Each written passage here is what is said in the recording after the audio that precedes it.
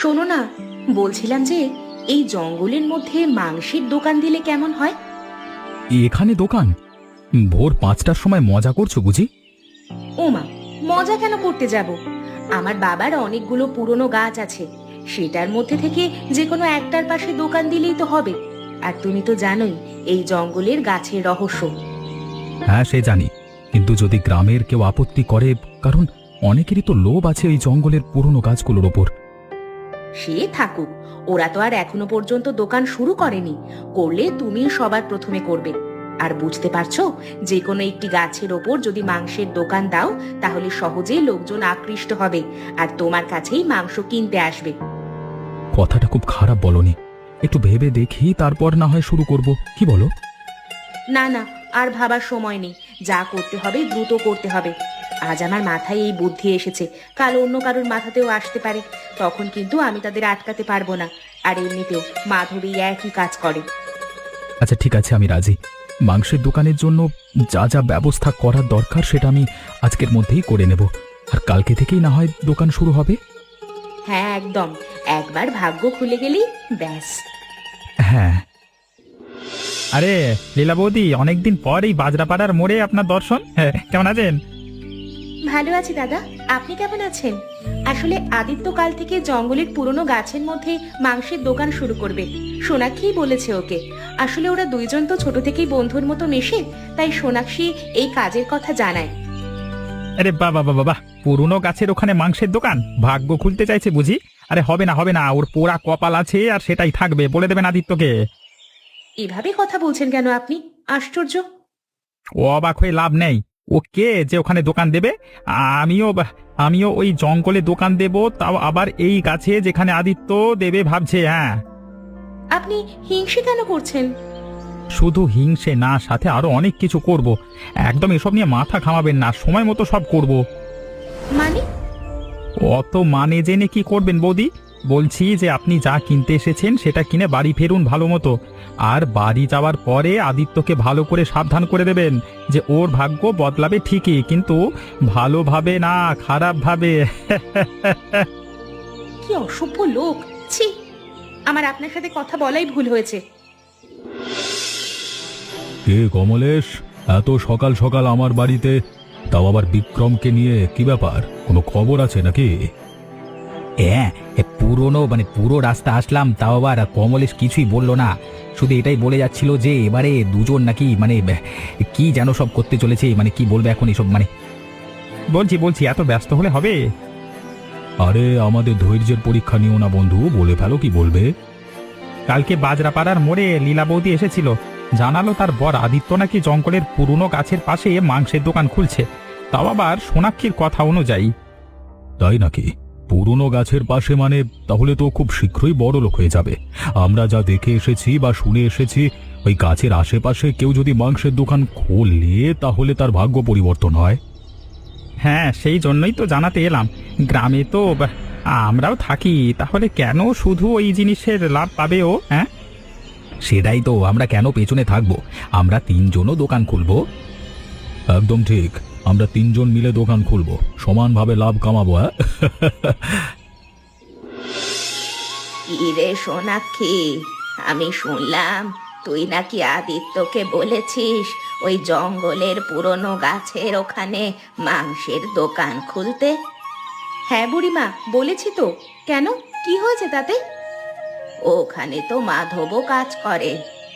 হ্যাঁ, সে তো করেই, কিন্তু দুজন থাকলে কিচ্ছু হবে না, অসুবিধা নেই। আর তুই কি জানিস, যখন থেকে আদিত্যর মাংসের দোকানের কথা গ্রামে ছড়িয়েছে, তখন থেকে গ্রামের অনেক লোক সেখানে দোকান করতে চাইছে। হ্যাঁ শুনেছি, কিন্তু কারা করতে চাইছে সেটা জানি না। বিক্রম, কৈলাস আর তার সাথে কমলেশ। এতজন? কিন্তু এতজন যদি কাজ করে তাহলে তো জঙ্গলে বসবাস করা পশু পাখিদের অনেক অসুবিধা হবে। আর তার পাশাপাশি খুব বড় অমঙ্গল নেমে আসবে কারোর না কারোর ওপর। পুরনো গাছগুলো ভাগ্য বদলে দেয় ঠিকই, কিন্তু সেখানে এমন কিছু গাছও আছে যেটা সংস্পর্শে আসা মাত্রই রক্ত ঝরবে। আর যদি পাঁচজন এই একই কাজ করতে থাকে, তার মধ্যে কেউ না কেউ মরে যাবে, এটাই শেষ পরিণতি হবে। এটা তো আমি আগে সত্যিই ভেবে দেখিনি। এখন ভাব, না হলে কিন্তু খুব বড় বিপদ হয়ে যাবে। কমলে শুনছো? হ্যাঁ বিক্রম, বলো। তুমি আবার দোকান ছেড়ে এখানে এলে? আরে কি করব, খদ্দের তো আসছেই না, শুধু তো ওই মাধব আর আদিত্যর কাছেই যাচ্ছে। ও এত দাম নিচ্ছে তাও। ভালো মাংস এনেছে বুঝলে তো, দেখতে পাচ্ছ না, তাজা একদম ঝুলিয়ে রেখেছে। মানুষ আসা মাত্রই মানে ওরকম দেখে ওইদিকেই চলে যাচ্ছে, আমাদের দোকানে একবার ফিরেও তাকাচ্ছে না। কি করি বলো তো, এভাবে চলতে থাকলে তো আমাদের লোকসান হয়ে যাবে। এই আদিত্যর কিছু একটা করতে হবে।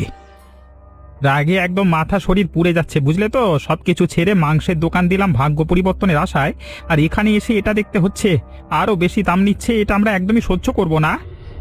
হ্যাঁ দাঁড়াও, সবার দেখছি টাকা লোভ, শুধু বেশি টাকা নেওয়া।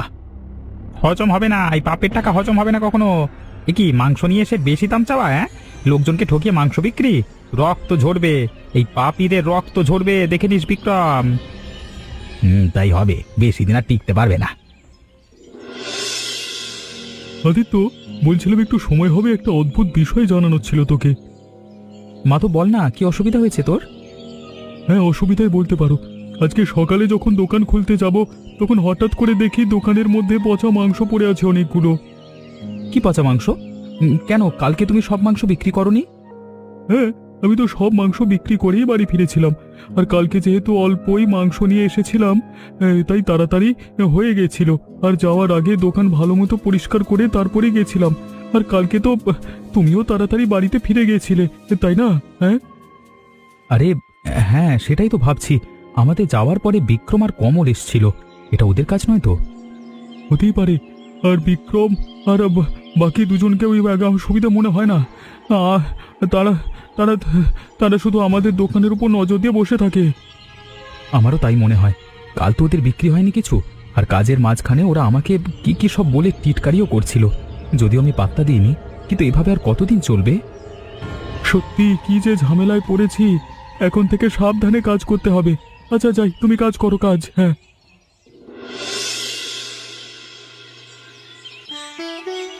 বুড়িমা, তোমার রান্না হয়নি? দুপুর তো অনেক হলো, রোদ্দুর উঠে গেছে, রান্নাঘরে তো বেশ গরম। হ্যাঁ, গরম হলেও বা কি করব, রান্না করে খেয়ে তো বাঁচতে হবে নাকি? হ্যাঁ, সে তো ঠিকই, কিন্তু জানো বুড়িমা, একটা না কাণ্ড ঘটে গেছে। কি যে শুরু করেছে না বিক্রম আর ওর লোকজনেরা, ভালো লাগে না। কেন রে, আবার কি হলো? কাল যখন আদিত্য মাংসের দোকান নিয়ে বসেছিল, তখন ওর আর মাধবদার দোকানেই বিক্রি হচ্ছিল। সব খদ্দের ওদের দোকানে আসছিল, কারণ ওদের মাংস ভালো ছিল। আর সেই দেখে বিক্রম, কৈলাস আর কমলেশের খুব হিংসে হয়। ওরা মানুষটাই ওরকম, ওদের যে কি হবে কে জানে। প্রচুর টিটকিরি করে, ওকে কথা শোনায়, আর এটাও বলে যে ও শরীর দিয়ে নাকি রক্ত ঝরবে। এভাবে কি কাজ করা যায় বলো তো বুড়িমা? শোন লীলা, আমার তো মনে হচ্ছে ওরা দল বানিয়ে আদিত্যকে ওখান থেকে ওঠানোর কথা ভাবছে, ওর ব্যবসা তুলে দেওয়ার পরিকল্পনা করছে। তোরা সাবধানে থাক, ওরা যখন তখন ক্ষতি করে দিতে পারে। হ্যাঁ গো, ওই নিয়েই ভয় হচ্ছে। সব ভালো থাকলেই সুবিধা, জানি না এভাবে আর কতদিন চলবে। কৈলাস শোনো, এই মাধব আর আদিত্য কিন্তু খুব বার বেড়েছে। আমার আর ওদের সহ্য হচ্ছে না, কিন্তু একটা করতেই হবে এখন, মানে কিছু করতেই হবে।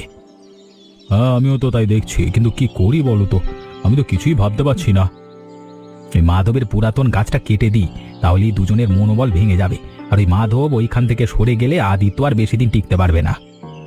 ভালো বলেছ, কিন্তু এর আগে অন্য একটা কাজ করতে হবে আমাদের, সে কাজটাই জরুরি। কি কাজ? বুড়িমা, ওই বুড়িমাকে সরাতে হবে। উনি এদের সবাইকে পেছন থেকে মনোবল দিয়ে যাচ্ছে।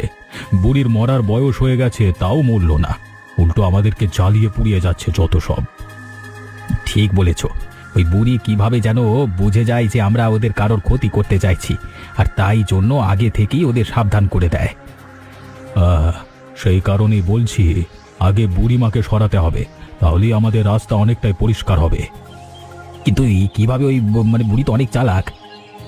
ভাবতে হবে বিক্রম, ভাবতে হবে। ভাবো ভাবো, আর আমিও ভাবি, ভাবো। সোনাক্ষী, আমি জানি আমার ভালোর জন্যই তুমি বলেছিলে সেই জঙ্গলের গাছের মধ্যে মাংসের দোকান খুলতে, কিন্তু সেই কাজ এখন আমার জন্য খুব ভয়ানক হয়ে গেছে। কেন, কি হয়েছে? আমি তো কিছুই বুঝতে পারছি না। কেন আমাকে এখানে ডাকলে? মাধবও আছে। কি হয়েছে সেটা আমাকে পরিষ্কার করে জানাও। সেদিন আমার মাংসের দোকানে পচা মাংস রেখে দিয়েছিল, সেটা নিশ্চয়ই বুঝতে পারছো। কে বা কারা এই নোংরা কাজ করতে পারে? আর শুধু এটাই নয়, আমাদের দোকানে খদ্দের বেশি আসে বলে তারা আমাদের সব সময় টিটকারি দেয়, নোংরা নোংরা কথা শোনায়। আমরা নাকি পাপ করেছি, মানুষকে ঠকাচ্ছি, আর তার সাথে এটাও বলেছে যে আমাদের রক্ত ঝরবে। এভাবে কথা শুনে কাজ করা যায় না। কি শুরু করেছে ওরা? আমি তো এসবের কিছুই জানতাম না। আমি দেখছি কি করা যায়, কিন্তু তারা তিনজন এভাবে একজোট হয়ে আছে, তাদের আটকানো সত্যিই দায় হয়ে দাঁড়িয়েছে। কিন্তু তোমরা কোনো চিন্তা করো না, আমি নিশ্চয়ই কিছু একটা করব। হ্যাঁ, না হলে আমার আর মাধবের অনেক বিপদ হয়ে যেতে পারে। হ্যাঁ বুড়িমা, বলো। তুমি আমাকে এখানে আসতে বললে, একটু দেরি হয়ে গেল আসতে। আসলে দোকানপাট সমস্ত গুছিয়ে পরিষ্কার করেই এলাম। হ্যাঁ, কোনো ব্যাপার না, আমিও এই মাত্রই এলাম। শোন, তোকে খুব জরুরি একটা কথা বলবার আছে।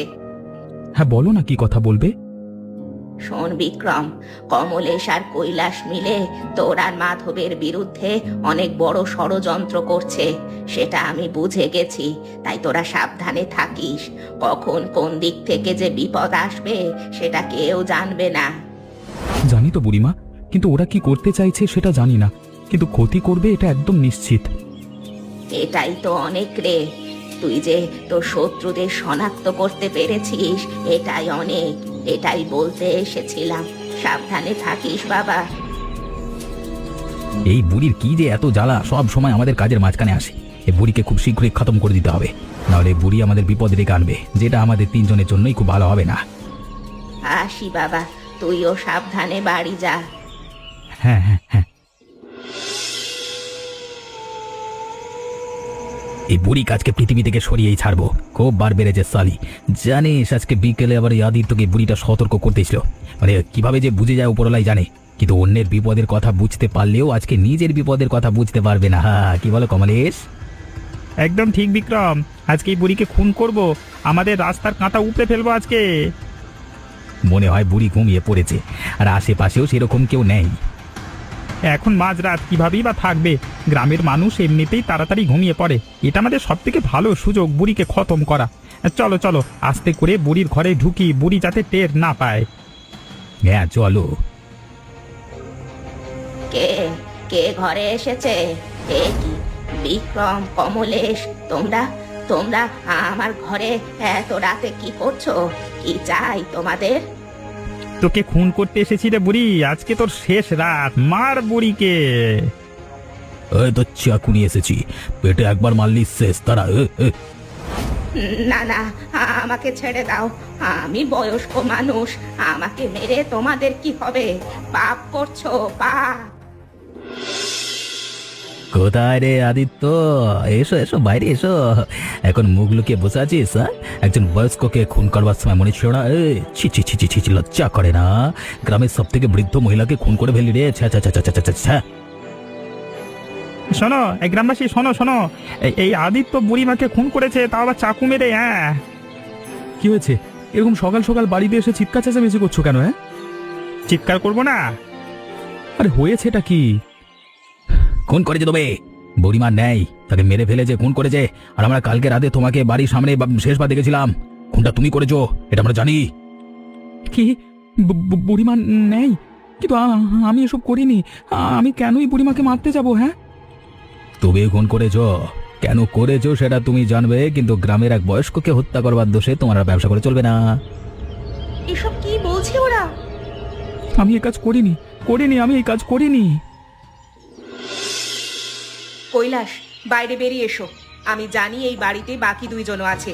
তাড়াতাড়ি বেরিয়ে এসো। আরে সোনাক্ষী, কি ব্যাপার সকাল সকাল এখানে? তোমরা কাল সকালে আদিত্যর বাড়িতে গিয়ে কি মিথ্যে অপবাদ দিয়ে এসেছিলে? শেষ পর্যন্ত খুনের অভিযোগ। গ্রামের সকলে জানে যে আদিত্য কেমন ধরনের মানুষ, তাই এইভাবে মিথ্যে অপবাদ দেওয়ার আগে তোমাদের ভাবা উচিত ছিল। দেখুন, আমরা যা দেখেছি তাই বলেছি। আপনার ওই বন্ধু আদিত্যকে বুঝিয়ে দিন যে যে বড় বয়স্ক মানুষদের খুন করতে নেই। আরে শুধু কেন, বয়স্ক কোনো কাউকে খুন করতে নেই। তোমার আস্পর্ধা দেখে আমি অবাক হচ্ছি। এত বড় ভুল করা সত্ত্বেও তোমরা সবাই উঁচু গলায় কথা বলছো। আমি জানি এসব তোমরা কেন করছো, শুধুমাত্র আদিত্যকে ব্যবসা থেকে সরানোর জন্য সমস্ত চক্রান্ত করছো তোমরা। বেশি কথা বলবেন না, জানতো এখান থেকে। সকাল সকাল মাথা খাবেন না, অনেক কাজ আছে আমাদের। কি এমন কাজ যে তিন মূর্তি সকালবেলা এক জায়গায়? আর কোন চক্রান্তের পরিকল্পনা চলছে শুনি? আবার কাকে মারতে চান? আমরা যা করছি সেটা আমাদের ব্যাপার। আপনাকে নাক গলাতে হবে না, দয়া করে আপনি এখন আসুন।